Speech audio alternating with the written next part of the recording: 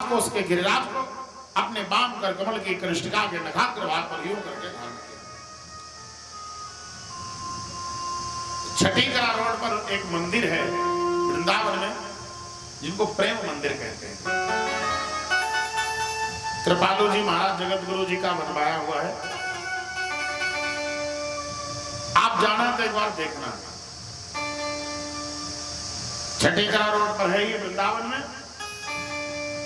मेरे ठाकुर जी की समस्त लीलाएं वहां पर आपको दिखेंगी। उतना त्रावर्त सक्तासुर, ये जितनी लीलाएं हम आपको सुना रहे हैं, एक एक करके सब दिखेंगे। अभी भी वर्तमान में छोटा सा ठाकुर जी इतना बड़े बनाए हैं, ऐसे करके उंगली लगाए खड़े, और जितना अपना ये है ना पूरा, ये इतना बड़ा पर्वत जाने कैसे टिका है। बाहर मिस्त्री भी बहुत अच्छे अच्छे हैं, इसीलिए तो कहता हूं टिकरा में ही में रहे ना, क्योंकि टिकरा में रहोगे तो तुमको लगेगा हमारे जैसा कोई है ही नहीं। बाहर निकलिए, थोड़ा देखिए, तुमसे बहुत बड़े बड़े दान में पड़े, श्रद्धा में पड़े, समर्पण में पड़े, भक्ति में पड़े, और ऐसा ही नहीं वो आप धन में भी बहुत बड़े। इसीलिए बाहर निकलना जरूरी है, नहीं तो हमको लगता है हम ही ये सब हैं। मेरे भैया, भगवान ने ऐसे करके उठाया, जब सबको कहा नीचे आ जाओ, सब नीचे आ गए। 7 दिन तक ये लीला चलती रही। अंत में ऐरावत हाथी पर चढ़ करके इंद्र पधारे, और इंद्र ने जब आकर के देखा तो भगवान की स्तुति किया। कृष्णं नारायणं वृंदे कृष्णं वंदे ब्रजप्रियं, कृष्णं द्वैपायनं वंदे कृष्णं वंदे प्रथासुतम्। भगवान, आपको मेरा बारंबार प्रणाम है। हम इंद्र आपकी लीला को क्या जाने, हमसे अपराध हो गया जो हमने आप पर संदेह करते हुए और आपके ब्रजमंडल को डुबाने का प्रयास किया। प्रभु आप क्षमा करिए। भगवान मुस्कुराए का नहीं, तुमने ये नहीं किया है। फिर तुमने तो ब्रजवासियों को 7 दिन तक मेरे करीब रहने का एक अवसर प्रदान किया है।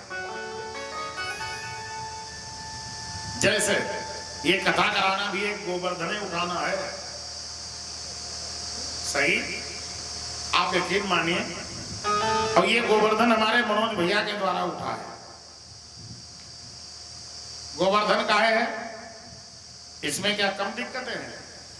महाराज जी को भोजन, महाराज जी को जलपान, महाराज जी को इतनी गर्मी में कहीं गर्मी न लगने पाए, बढ़िया बढ़िया कूलर की व्यवस्था करना, 24 घंटा जनरेटर की व्यवस्था करना, ये कोई छोटी बात है? तो ये कथा कराना भी गिरिराज उठाना है। अब जैसे यहाँ टिकरा में 22 शुरू हुई थी, 22 मई से लेकर के गिरिराज हमारे अवस्थी जी ने धारण किया है। अब उसके नीचे आप सब तमाम ब्रजवासी कहीं कहीं से आकर के और बैठकर भगवान की लीला का दर्शन करते हैं।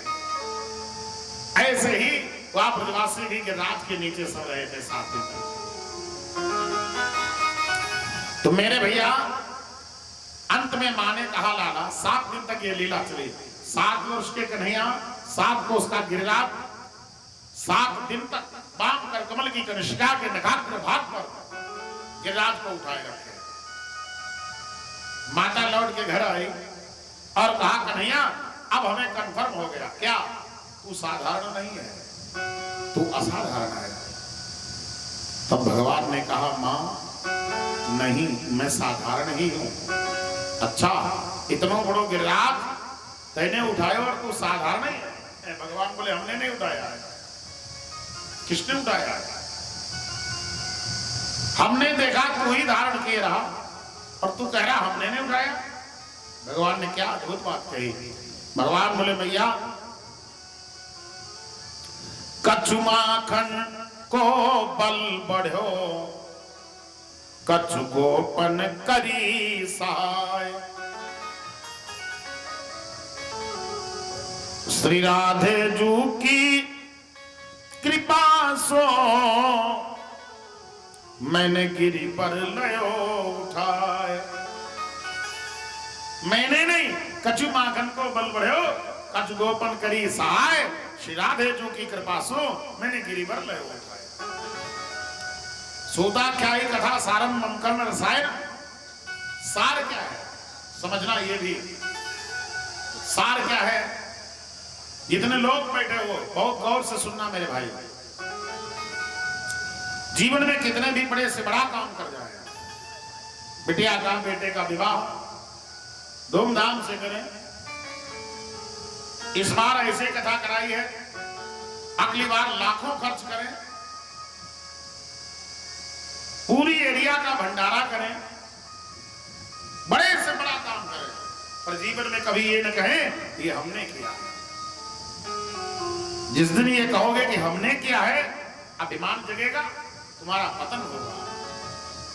और कोई कहे भी कि अवस्थी जी बहुत बढ़िया, साल में एक कथा तुम करा देते हो, किसी न किसी आगंतुक संत को भी बुला करके, बहुत बड़ी बात है ये। कभी सोचना नहीं हमने करा दिया है। तब आप उसको यही उत्तर देना, भैया अपने बस की बात नहीं, ये तो भगवान चाहते हैं तो करा लेते हैं। मेरा आपकी कृपा से सब काम हो रहा है और करते हो तुम कन्हैया, मेरा नाम हो रहा है। करने वाला और कराने वाला और, हम आप माध्यम मात्र हैं।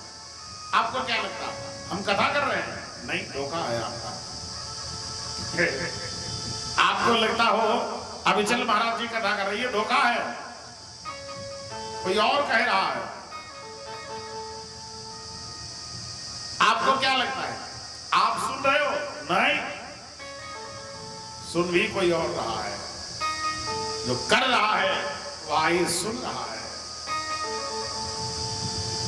सब में उसी की सत्ता विद्यमान है, बस देखने वाली आंख चाहिए।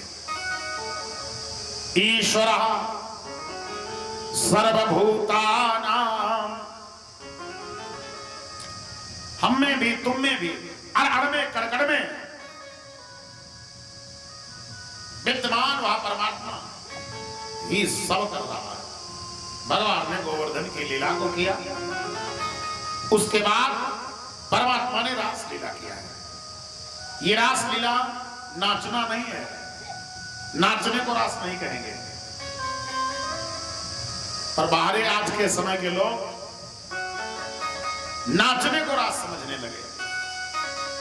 अब देखो कहीं कुछ हो रहा हो, नाच रहे हो लोग, तो लोग कहते देखो रास लीला हो रही है। जो कि रास लीला नाचना नहीं है, रास लीला का तात्विक अर्थ समझ लीजिए।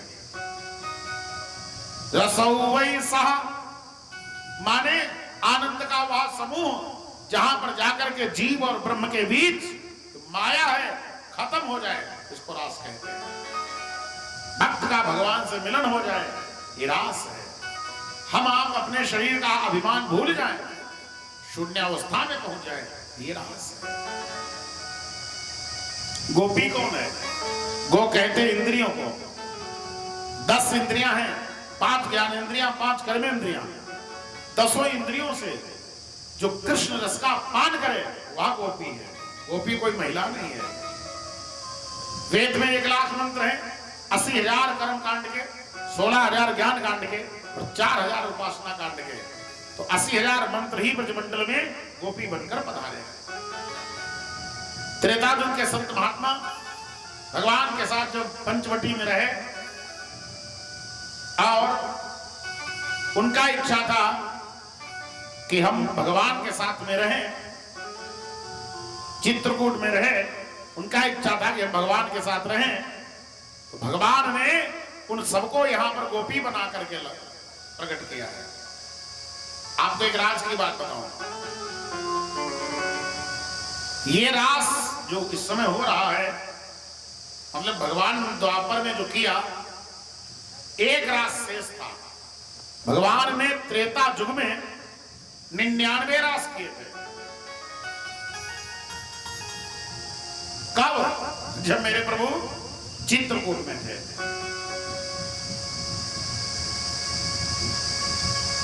उदाहरण दे रहा हूं आपको।